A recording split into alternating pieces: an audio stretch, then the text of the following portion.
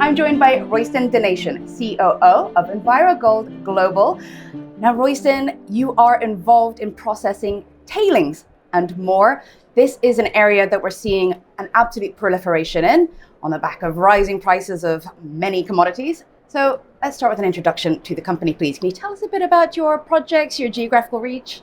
Yeah, thank you, Danielle. Thanks for the interest. EnviroGold Global has developed a new mineral process, and that mineral process treats sulphide minerals, which are historically challenging to treat and get high levels of recoveries from, especially in the spaces of gold, precious metals. So with that being the case, there's a proliferation of tailings globally that have high levels of valuable metals, not only precious metals, but critical metals, base metals, etc., trapped within them, that have just been technically difficult to recover. And there's a double-edged sword there, because those same tailings also carry an environmental risk. Now, through the processing of those tailings, we're able to recover in the high 90s of gold and silver, for example. And through processing the material, we're able to reduce the environmental footprint of the remaining waste, often rendering them inert. So having both the ability to recover the metals at a high level of recovery and remediate the tailings is really the jewel in the crown for us. Recovery in the high 90s is incredible.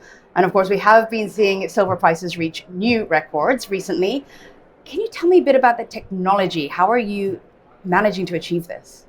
Well, it's a novel technology based on known processes. We're able to stack existing processes and sequence them in a way that optimizes oxidative reactions within our process. To achieve those, we're also able to recycle and regenerate the oxidative agents. And what brings you to Future Minerals Forum? Well, we've developed a pipeline of projects globally. We've identified some projects within Saudi, the Greater Gulf region, and beyond that in the Arabian Nubian belt and in Central Asia. And we figure that Saudi is a great location, especially with the political will evidenced by the Saudi government, together with the low cost of capital and a real willingness and intention that's where the rubber is hitting the road, to become leaders in mineral processing globally. So altogether, there seem to be many things working in your favor in the macro environment. And then here at FMF, of course, we're hearing announcements left, right, and center. So can you tell us, what are these catalysts that are most relevant to you?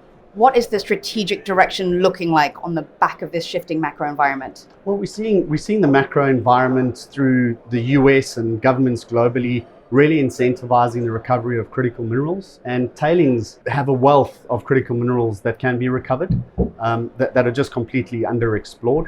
So we have solutions for that now, and we see the political will in Saudi bringing us to a point where we think that putting regional testing facilities in the US to service the North American market, putting a testing facility in South Africa, together with our partners Fraser Alexander, and developing a testing facility in Saudi as a way to cover a large portion of the globe where we see a high potential for applying our process. We're able to apply our process not only in tailings, but we're developing the methodology to provide a process for primary ore processing.